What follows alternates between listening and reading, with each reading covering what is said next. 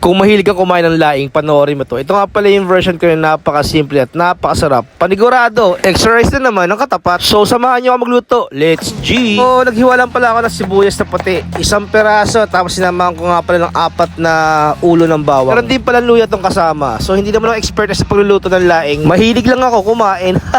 So nagprito lang ako ng toyo. Pang-garnish natin mamaya sa ibabaw ng laing. O diba, kakaiba sa pandidig. Pero try nyo din gawin. Masarap to, promise. Pagluto na, set aside muna natin. Tapos satay tayo ng sibuyas, bawang, pati luya. Maglalagay din pala ako ng karne ng baboy. Tay ko lang hanggang matusta lang yung karne ng baboy. Tapos gagamit tayo dito ng Box Gourmet Alamang. Ito talaga yung magbibigay ng sarap at linamnam doon sa ating laing.